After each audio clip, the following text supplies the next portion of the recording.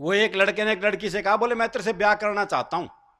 तो लड़की बोली, ये पुराना तरीका है, किसी नए ढंग से प्रपोज कर।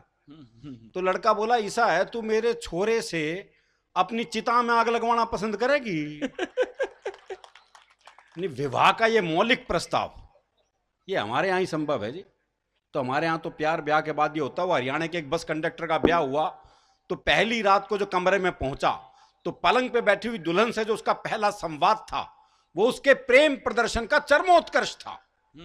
पलंग पे बैठी हुई दुल्हन से बोला, एक तरफ सरक ले, एक सवारी और बैठेगी। इससे ज्यादा प्यार दिखा ही नहीं सकते जी हम। वो एक का नया नया ब्याह हुआ तो दूल्हा दुल्हन को छत पे भेज दिया।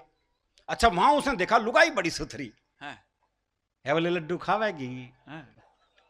देखो ये प्रैक्टिकल बात, बिल्कुल।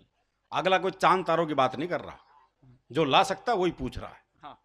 भाई उसे पता है ब्याह का घर है, हाँ वर्दी नीचे जाके ले आऊंगा। लड्डू खावेगी, बर्फी ला दूं, इमरती खावेगी, जलेबी ला दूं। भाई ने सुबह के 4 बजा दिए इस चक्कर में। तो नीचे से बूढ़ा बोल पड़ा, बोला इस कढ़ाई ने उतार दे, खेत पे जाने का टाइम हो गया। हमारा प्रेम बिल्कुल अलग है। वो भी मेरा एक दोस्त मिला, उसके दोनों होठ बुरी तरह जले हुए। मैंने कहा होठ कैसे जल गए? बोले पत्नी मायके जा रही थी, स्टेशन छोड़ने गया था, मारे खुशी के इंजन चूम लिया। तो हमारा प्रेम बिल्कुल अलग है। वो मेरे एक दोस्त है प्रहलाद जी, उनकी पत्नी का अपहरण हो गया। तो अपहरणकर्ता ने पत्नी की उंगली काट के साथ में चिट्ठी भेज दी, बोले 50 लाख रुपए भिजवा दो वरना डैश डैश डैश। मेरे मित्र ने वापस चिट्ठी लिखी, बोले उंगली किसी की भी हो सकती है, मुंडी भेज मुंडी। ऐसे उंगलियों के बहकावे में भी नहीं आते जी। और ये प्रेम हमारे यहाँ मनुष्यों का पशु पक्षियों तक का ऐसा है। वो मेरा एक दोस्त है जी, उसने तोती पाली। अच्छा। हाँ, दुनिया तोता पालते हैं, तोती पाली। 3 दिन के लिए उसे कहीं बाहर जाना था। बोले यार क्या करूं, कौन दाना पानी देगा, बड़ा चिंतित हूं। मैंने कहा मेरे घर छोड़ जा, 2 तोते हैं, उन्हें दाना पानी देता हूं, इसे भी दे दूंगा। बोला भाई तेरे 2 तोतों के बीच में अपनी तोती छोड़ दूं ना। मैंने कहा नहीं यार, मेरे तोते बड़े धार्मिक हैं, तो खुद देख ले आके। अच्छा, उसने देखा बकायदा गीता के श्लोक पढ़ रहा, एक कुरान की आयतें पढ़ रहा। बोले बड़े धार्मिक है, कोई खतरा नहीं है। उसने तोती छोड़ दी। जैसे ही तोती पिंजरे में गई तो एक तोते ने दूसरे को कोहनी मारी। अरे बोले पूजा पाठ बंद कर, दुआ कबूल हो गई। तो हमारे यहां तो पूजा पाठ भी क्या निकला है कोई भरोसा नहीं है जी, क्योंकि हम कितने धार्मिक है ये हमें पता है। जब हम मंदिर जाते हैं जूते ऐसी जगह उतारते हैं जहां से भगवान भी दिखते रहे और जूते भी। बल्कि जूतों का दिखना ज्यादा जरूरी है। हाँ, भगवान तो कल भी वहीं मिलेगा।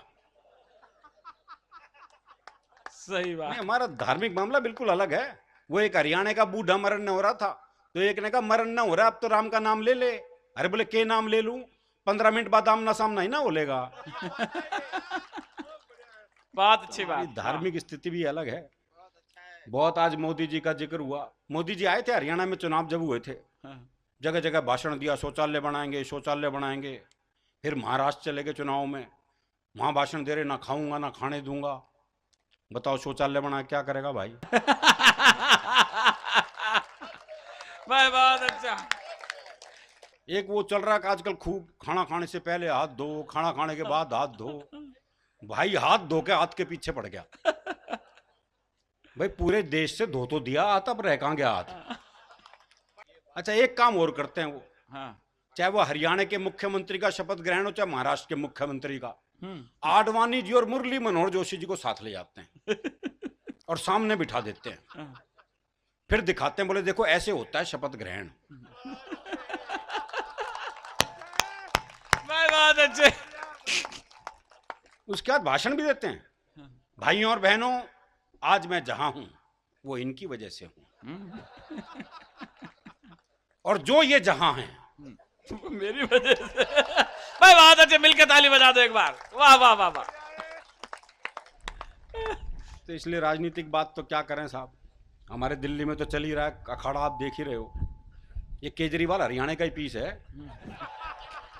नहीं, पीस तो है साहब अरविंद केजरीवाल का। जवाब नहीं, कभी भी भरोसा नहीं कि अरविंद केजरीवाल से खुद नाराज हो जाए।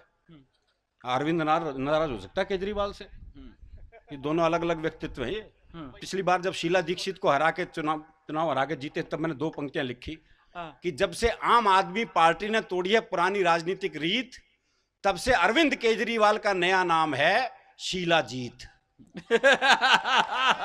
शीला नहीं, पीस है साहब, ईमानदार आदमी है। जब उसका ब्याह हुआ था तो साली ने जूते चुराए तो अगले ने पुलिस में रिपोर्ट लिखा दी थी। अब ईमानदारी तो दिख ही रही है उसकी, भाषा भी दिख रही है, अब तो पता लग रहा है क्या क्या है। वो अलग ही मामला है। खैर, हरियाणा अलग ही मामला है। दरअसल क्यों हरियाणा वो प्रदेश है जहाँ विश्व का पहला कवि सम्मेलन हुआ था जी। अच्छा। विश्व का पहला कवि सम्मेलन हरियाणा में हुआ था। स्थान था कुरुक्षेत्र। कवि थे भगवान श्री कृष्ण और श्रोता थे अर्जुन। वाह वाह वाह वाह वाह। नहीं, गीता जैसा महाकाव्य वहीं रचा गया। आप देखिए, आप, मैं प्रमाण सहित बात कर रहा हूँ, गीता जैसा महाकाव्य वहीं रचा गया। कृष्ण जी ने 18 अध्याय सुनाए थे अर्जुन को।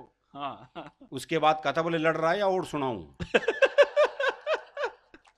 तो फिर अर्जुन ने सोचा लड़ के ही मरना ठीक रहेगा फिर तो मैं तो उस भूमि से आया हूं जी। हरियाणा का आदमी ना ज्ञान लेता ना देता। एक बार हमने कुरुक्षेत्र में ले लिया ज्ञान भाई कृष्ण जी से, उसके बाद से ज्ञान लेना बंद कर दिया।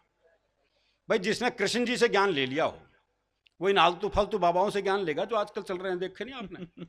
वो मेरे दोस्त का फोन आया, बोले घर के मंदिर में आसाराम का फोटो लगा रखा था, अब क्या करूं? मैंने कहा उतार के बेडरूम में लगा ले। बोले वहां तो पहले से नारायण दत्त तिवारी का लगा हुआ है। एक वो नए बाबा आए जी आजकल, वो निर्मल बाबा, गोलगप्पे समोसे ब्रेड पकोड़े वालों का ब्रांड एम्बेसडर। वो उन्हीं का ब्रांड एम्बेसडर है। समोसे खाए थे? हाँ जी खाए थे। हरी चटनी से खाए थे, लाल चटनी से खाए थे? जी लाल चटनी से खाए थे। ओहो, हरी से खाना कृपा वहीं अटकी पड़ी है। चटनियों में कृपा अटका रखी है भाई। एक पहुंच गया था, बहुत दुखी हूं जी, पत्नी छोड़ के चली गई, बच्चे छोड़ के चले गए, व्यापार ठप हो गया। बाबा ने कहा कवि सम्मेलन सुनते हो? बोले हाँ। अरुण जैमिनी को सुना था? बोले हाँ। ताली बजाई थी ना? कृपा अटकी हुई है भाई। पता नहीं भाई कहाँ अटकी पड़ी थी, बहुत देर में निकली। तो कहाँ अटकी पड़ी हो जाए। एक वो हमारे हरियाणा का वो रामपाल बाबा, हाँ हाँ हाँ हाँ हाँ, पूरी मिलिट्री बुलानी पड़ गई थी गिरफ्तार करने के लिए। और जो पुलिस वाले ने मीडिया वाले को पीटा, आपने वो दृश्य देखा होगा टीवी पे। तो मैंने उस पुलिस वाले से पूछा, मैंने कहा मीडिया वाले को क्यों मारा? बोला सामने से पेट्रोल बम पड़ रहे थे, गोली चल रही थी, पत्थरबाजी हो रही थी, और वो मेरे हलक में माइक देख के पूछ रहा था कैसा महसूस कर रहे हो? कैसा महसूस कर रहे हो? मैंने तो बस ये बताया था मैं कैसा महसूस कर रहा हूँ। ऐसा महसूस कर रहा हूँ। अच्छा, जिन्हें टीवी पे मौका नहीं मिलता बाहर ढूंढते फिरते हैं। हरियाणा में एक बाबा जी सुबह से परेशान, कोई मिला ही नहीं जिसे ज्ञान दे सके। सुबह से शाम हो गई तो शाम को देखा एक छोरा हाथ में दिया जलाए आ रहा है। बाबा ने सोचा मिल गया मौका। बोले बेटे तुम्हें पता है ये ज्योति कहां से आती है? बाबा ने सोचा ये जवाब देगा और मैं प्रवचन। लेकिन छोरा हरियाणा का था जी, उसने मारी दिए के फूंक। बोले बाबा ये बताए ज्योति गई कहां? तो हम प्रवचन सुन ही नहीं सकते जी।